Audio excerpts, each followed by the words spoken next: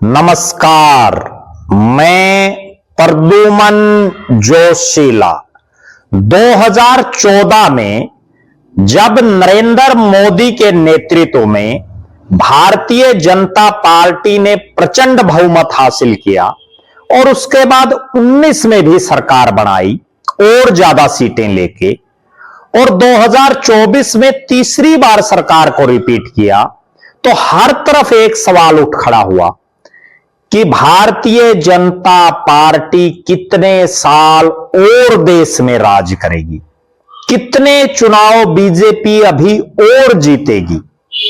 और कांग्रेस, जिसकी 2014 में वीरान माटी हुई, विपक्ष के नेता के लायक सीटें नहीं मिली, 2019 में भी ऐसा ही परिणाम रहा, बहुत कम सीटें मिल पाई, और 2024 में भी पार्टी 100 के आंकड़े पर भी नहीं पहुंची। हर तरफ यही सवाल खड़ा हुआ कि कांग्रेस क्या वापसी कभी कर पाएगी, या एक थी कांग्रेस हो जाएगा। इन दोनों ही सवालों का जवाब प्रदेश की और देश की जनता जानना चाहती है। ना केवल केंद्र में बल्कि अलग अलग राज्यों में हम देख रहे हैं कि Bharatiya Janata party clean sweep कर रही है, और कांग्रेस का तो खाता भी नहीं खुल रहा। कुछ एक राज्यों में तो ये हालात, दिल्ली के विधानसभा चुनाव में लगातार 0 पर आ रही है पार्टी।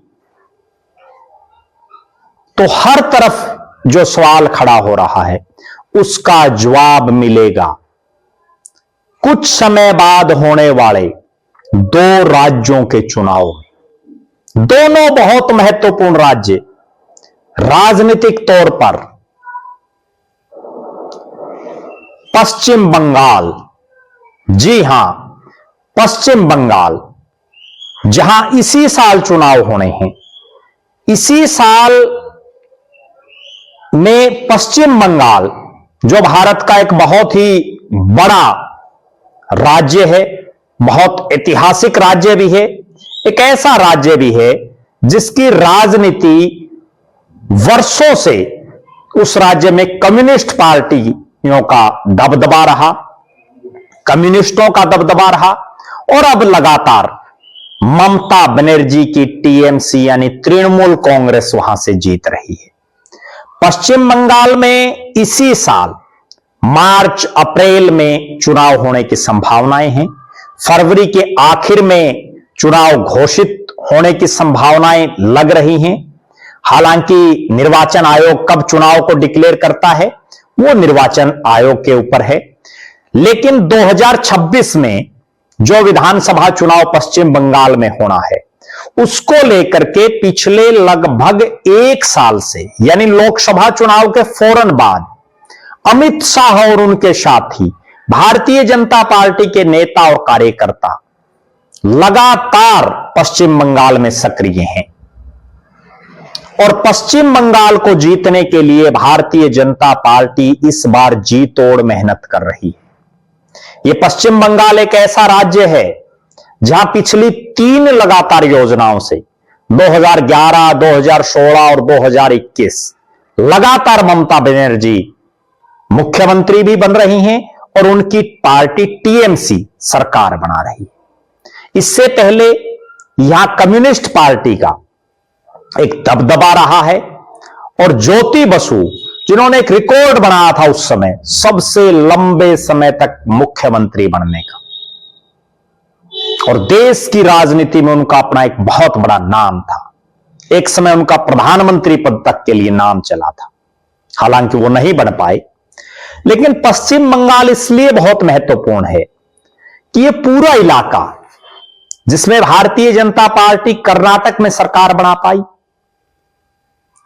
तमिलनाडु हो, केरल हो, आंध्र प्रदेश हो, इस पूरे इलाके में पश्चिम बंगाल हो, भारतीय जनता पार्टी लगातार पांव पसारने के प्रयास में। 2026 के इन चुनाव में हर हालात में बीजेपी चाहती है कि उसकी सरकार बने। यहां कांग्रेस का भी कोई बहुत बड़ा रोल नहीं है और कम्युनिस्ट पार्टियां भी धीरे धीरे यहां बड़ी कमजोर साबित हो रही हैं। अब यहां अगर ममता बनर्जी ही एक बड़ा चेहरा है, दूसरा राज्य जिस पर सबकी निगाहें हैं वो है पंजाब, जहां 2027 में चुनाव होने।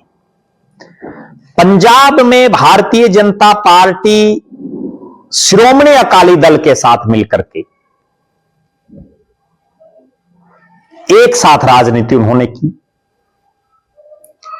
लेकिन वहां आम आदमी पार्टी ने 2022 के विधानसभा चुनाव में प्रचंड बहुमत, एक तरफा आंधी आम आदमी पार्टी की रही और भगवंत मान पंजाब के मुख्यमंत्री बने। दोनों राज्य ऐसे राज्य हैं देश के जहां ना बीजेपी का राज है ना कांग्रेस का है। पश्चिम बंगाल में तृणमूल कांग्रेस टीएमसी और पंजाब में आम आदमी पार्टी, और दोनों ही राज्य तय करेंगे देश की राजनीति, जो भविष्य की राजनीति है उसकी दशा और दिशा। क्यों? क्योंकि पश्चिम बंगाल और पंजाब दोनों को जीतने के लिए बीजेपी ने दोनों राज्यों में सरकार बनाने के लिए एडी चोटी का जोर लगाया हुआ है। पश्चिम बंगाल में जहां खुद अमित शाह लीड रोल में दिख रहे हैं, वहीं पंजाब में हरियाणा के मुख्यमंत्री नायब सिंह सैनी को विशेष तौर पर सक्रिय देखा जा रहा है। अगर पंजाब आम आदमी पार्टी के हाथ से निकल गया, देखिए बड़ी गंभीर बात है, समझने की बात है। आम आदमी पार्टी जो देश में अभी कांग्रेस और बीजेपी के बाद तीसरी बड़ी राजनीतिक पार्टी के तौर पर उभरी थी, जिसकी 2 राज्यों में सरकार थी, जिसके राज्यसभा में भी कई सांसद हैं। 2 राज्यों का मीन्स दिल्ली, और भले ही दिल्ली केंद्र शासित प्रदेश भी, और जो है पंजाब, दिल्ली की सत्ता उनके हाथों से चली गई। अगर पंजाब भी आम आदमी पार्टी के हाथों से चला जाएगा तो आम आदमी पार्टी भी बहुत डाउन हो जाएगी। हो सकता दोबारा सरवाइव करना ही उनके लिए मुश्किल हो जाएगी। और कांग्रेस के लिए पंजाब का चुनाव जीतना बहुत जरूरी है, क्योंकि पश्चिम बंगाल में तो कांग्रेस का कोई लंबा चौड़ा खेल नहीं है, लेकिन पंजाब में लगभग 1 दर्जन के आसपास तो ऐसे नेता हैं जो मुख्यमंत्री बनने के रेस में हैं।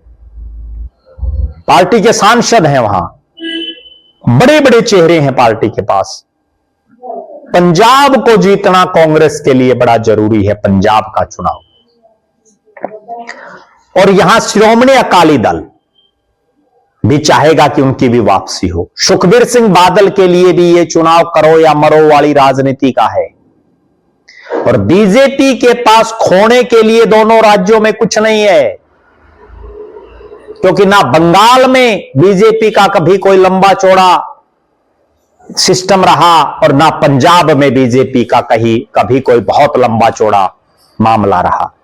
बीजेपी के पास खोने के लिए कुछ नहीं है दोनों राज्यों में, केवल पाने के लिए है, और उसी के लिए एडी चोटी का जोर लगाए हुए हैं भारतीय जनता पार्टी के नेता और कार्यकर्ता। दूसरी तरफ कांग्रेस के लिए इन दोनों राज्यों में पंजाब में सरकार बनाना बड़ा जरूरी है। अगर पंजाब जैसे राज्य में कांग्रेस की सत्ता नहीं आती तो कांग्रेस पार्टी के लिए आने वाला जो समय है वो राजनीतिक रूप से मुश्किलों भरा रहेगा। और चूंकि दोनों ही राज्यों में गैर भाजपा गैर कांग्रेसी सरकार है, ममता बनर्जी अगर चौथी बार लगातार चुनाव जीत जाती हैं तो देश की राजनीति में एक बहुत बड़ा चेहरा वो बन जाएंगी, और लगातार 4 चुनाव जीतने वाली देश की वो पहली महिला भी हो जाएंगी, एक मुख्यमंत्री के पद पर बैठने वाली, लगातार चौथी टर्म। ममता बनर्जी के लिए भी ये चुनाव जीतना बड़ा जरूरी है, अब मैं आपको जो बता रहा था, अगर इन दोनों राज्यों में से किसी एक राज्य में भी भारतीय जनता पार्टी ने अपने दमखम पर सरकार बना ली तो बीजेपी 2029 तो छोड़ दीजिए, 34, 39 और जिस 2047 के विकसित भारत का नारा भाजपा दे रही है, कहीं ये 2047 तक ही ना लगातार राज करती रही। क्यों?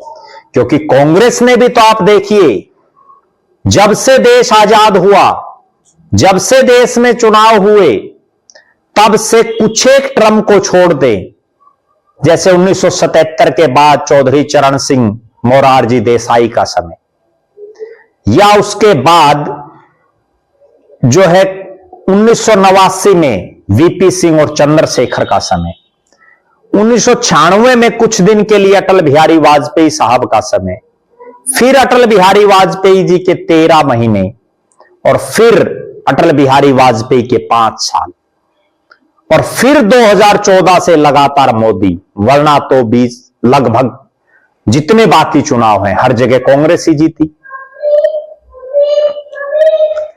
अगर कुल मिलाकर के देखा जाए, अगर कांग्रेस को वापसी करनी है तो पंजाब में हर हालात में सरकार बनाने के लिए अपना पूरा दमखम लगाना होगा। खुद राहुल गांधी को फील्ड में उतर करके चुनाव जीतने की रणनीति अभी से पहले बनानी पड़ेगी। और अगर बीजेपी दोनों राज्यों में सरकार बना गई, चाहे पंजाब में किसी के साथ अलायंस करके ही क्यों ना बना गई, तो भारतीय जनता पार्टी का जो जीत का पहिया है वो रुकेगा नहीं और ज्यादा गति से बढ़ेगा, और फिर कांग्रेस में भगदड़ भी मच जाएगी। जो कई कांग्रेसी तो बीजेपी में जा चुके हैं, आज जो भारतीय जनता पार्टी है उसमें बहुत से ऐसे नेता मिलेंगे जो पुराने कांग्रेसी हैं। कुल मिलाकर के कहा जा सकता है कि देश के ये दो महत्वपूर्ण राज्य, पश्चिम बंगाल और पंजाब, इनका चुनाव परिणाम तय करेगा कि बीजेपी 2047 तक ही रहेगी या कांग्रेस भी अपनी वापसी करेगी।